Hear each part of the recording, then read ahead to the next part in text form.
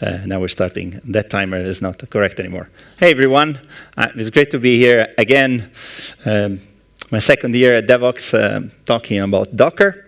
And this year, I thought I would present a small case studies and tell you our experiences with how we've been adopting Docker, how it has crept into our organization, and relay some of our experiences, some of our learnings, and the history that led us to adopt this technology.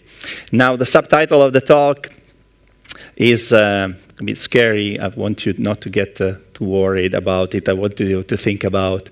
So the million deaths is nothing dramatic. It's about the way we use, immutable infrastructure for short-lived, conversions that run in containers. And so they're ephemeral, binaries that do one task, and then they die. So you can imagine a million leaves. Autumn is coming, and puts me in a sad and a thoughtful mood, and this will loop forever, and want you to get into this is my metaphor for part of the structure and architecture of things. I'll be telling you about.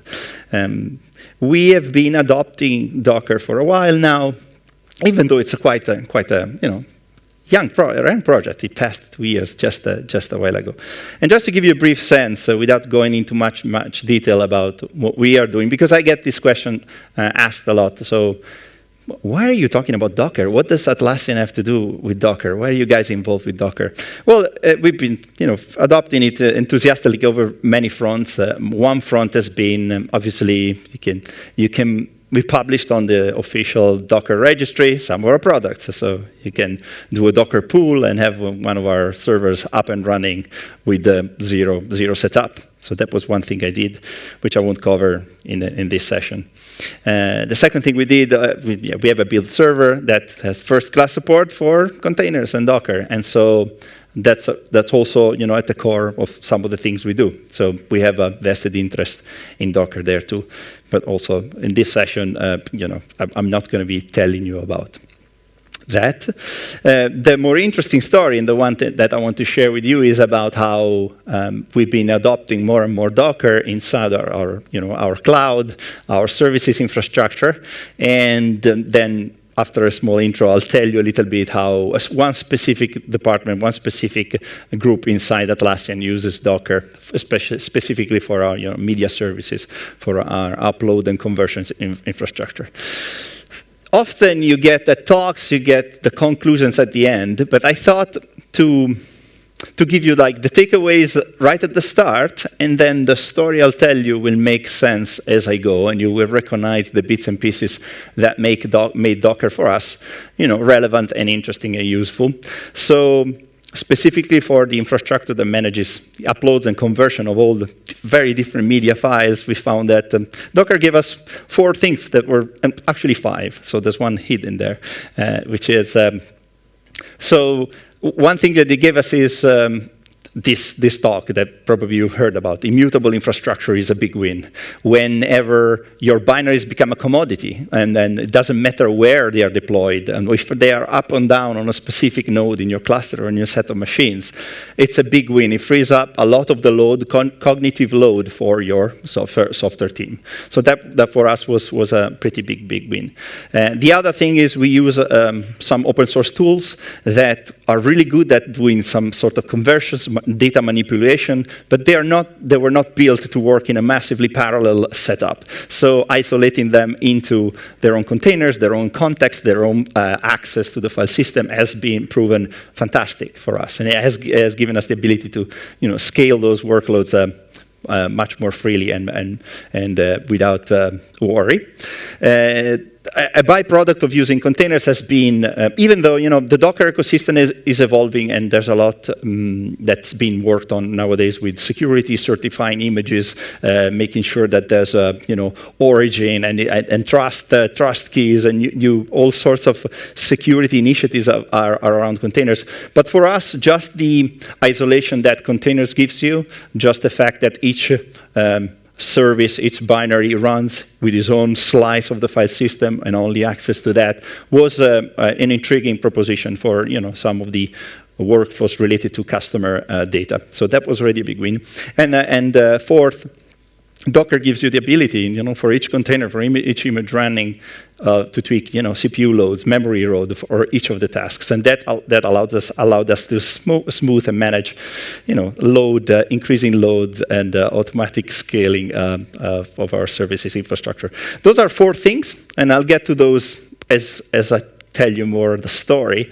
But I'd like to go a bit back and give you a brief landscape overview of how we got to that point, because I don't know if you guys have heard or know the story of Atlassian, but we started more than 13 years ago as with our first product doing bug tracking and issue tracking software, which companies could download and install on premises. So we've been for many years an on-premises downloadable software company. And over the years, we have expanded to have many different products, but we've been for many years focused on delivering a product versioned and maintained for a long time that people could install. And this has changed. Obviously, it's a transition that we've been going through for several years now, but we've been consistently moving to more cloud-based organization. And now all our products are available in the cloud. The customers don't need to install anything. Everything is ready and upgraded for them. But the mindset of deploying and developing a standalone app and the mindset of running a cloud, those mindsets are very different. And we've been working through, and we're still working through quite a complex transition also in mindset, in architecture, in thinking. So historically, obviously, our products have always been Java-based. We're heavily since the beginning. And over the years, we've been integrating partially some Scala for some of the projects, like Jira Service Desk is mostly written entirely in Scala, and some of our extensions and plugins are also written in Scala. The front end it's been pretty standard, as you would imagine, JavaScript and a web standard stack. But moving to a services organization, to a cloud, to microservices, obviously meant that each team has adopted slightly different stack, slightly different languages. So the operations team has been working for many years using Python now. The media services department, that I'll tell you more in a bit, has been using Node.js. A lot of our plugin framework in the cloud is also developed, and a lot of our examples are also developed with Node.js. And there's Go creeping in here and there for some performance efficient services. So we've become, as many organizations do nowadays, we are like more than 800 engineers in R&D. We've become a polyglot organization. So at one point there was a need. There's always been the need, but at one point we started to standardize, and we created our own platform as a service, which is developed in Node.js. It is a layer on top of AWS and CloudFormation. It's a command line tool similar to the ones that you might get with other, professional PaaSes in the market, like Heroku. We can describe it. We create a descriptor, which is a YAML file, which specifies the deliverable you want to deliver, the software stack if it's needed to be specified, the type of backend system, the type of instance that you need, the proxies that you need to read it. And once you have this descriptor, you type, macros, deploy, and the application is deployed for you. This has been in development for a while, and has been quite successful, and it's a grassroots movement that has been adopted with enthusiasm within Atlassian. Just to give you an idea of how popular this has been, right now, I did a brief survey a while ago. There's more than 600 microservices deployed using this system, which, by the way, is only a small part of our cloud, but it's worth mentioning. And I inspected it, and more or less 40% of these microservices are actually deployed inside containers as Docker containers. Also, we have predefined stacks for standardized apps, like if you have a Java, a jar, or Maven job to install, Node.js, or Python. Those are predefined, but the rest of it, 40% of it, is just deployed inside containers. This gives you a brief idea about this internal system we have. The media services department. Now, Q for the face. Yes, it's turning. It's a department, as I said, that manages any upload of any media file, like PowerPoint presentations, Word documents, PDF documents, videos, any sort of media that you want to upload on one of our products, like on Confluence in the cloud, is managed by this department. And they have adopted this microservices architecture, and they have been deploying these services inside Docker. Just to give you a few numbers, let's give you an idea of scale.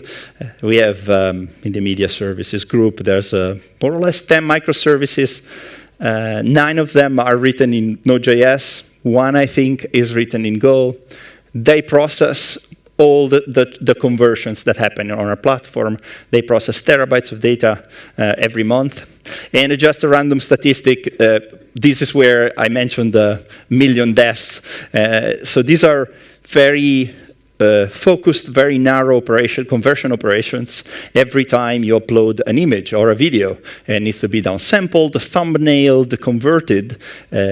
Few containers are spun up. Generally, around 5 containers are spun up. They do their operation in isolation, and then they are discarded. So this is why, past month, this is data from a few months ago, millions of containers we spin up every month, which are short-lived.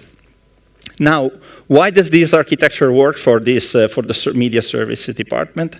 It does because underlying all these services, we use open source tools that have been like years, in some cases like tens of years of life, fine-tuning conversions between formats. So whenever we need to convert an image, shrink it down, thumbnail it, modify it, we use ImageMagick. When we need to create PDFs, we use GhostScript. When we need to understand, extract, test, convert, and display PowerPoint presentations, we use LibreOffice, and FFmpeg for the Swiss Army knife for manipulating and modifying videos. The point is that these tools, even though they are available, you can access their APIs from the command line, you can invoke them as binaries, they are not made for massively parallel workflows. So for example, LibreOffice, if you feed it multiple conversions, you will never know. It's impossible to know which of the operations of the various steps in the conversion process will happen first, obviously because they were meant for other kinds of activity. So it was a big win to be able to isolate the LibreOffice conversions inside a container, because then you can parallelize it for free. Each execution use the same underlying binary of LibreOffice, but it has access to its own copy and write file system, AUFS, and this provides isolation, provides the ability to scale it up without much thought. So this was one of the big wins for this that we found really useful in this architecture. Everything is tied together with Node.js. So that's the overall overarching tool technology that we've been using. So for the media services, as I mentioned, the wins have been we have tiny focused microservice that can run on any machine, so it frees up the developers from worrying about where things are deployed. They can just be auto-scaled by AWS fairly easily. It worked around, it helped us parallelize workflows and conversions that were not really made for that specific thing. As I mentioned before, it gives us a free win in the sense that isolating data in a way that it was very easy to make sure no customer data would gets mixed up in between uploads. And what was the last one? Yeah, obviously, sometimes people upload videos that are like, 500 megs. And then the voice spreads at the office, and for some reason, there's this fairly unexplainable peaks over our entire cloud, where people decide to upload huge videos all in the same 5 minutes. And so being able to manage the load, the CPU, and the memory of the operations helped us smooth out these loads and the fact that the binaries are immutable, versioned, and allowed us obviously to scale as many workers and as many servers as needed whenever we needed. And finally, the big win, which maybe I mentioned it in passing, and I like this image, is the ops team is still there. It's not that it doesn't exist, but it now provides a service, the infrastructure that now it is completely abstracted out from the developers. So the developer is confident that if his service is developed in a way that's stateless and very focused, the developer doesn't need to worry about it. It feels actually empowered to deploy fast and easy to the production systems. And so in passing, just want to leave you with a snapshot for our Kibana dashboard from the first few hours that the system was in place, processed in just a short time, 45 gigs of data. I don't know if you can see the number over there, but just to give you a sense of the thing. And this is more or less what I had. I see I've been for a few minutes. My time has been up for a few minutes. If there's any questions, we are at the booth here, the Atlassian booth. Come and we can talk Docker. I can give you a bit more details about this. And so thank you. Thank you for your attention. Thank you. Thank you.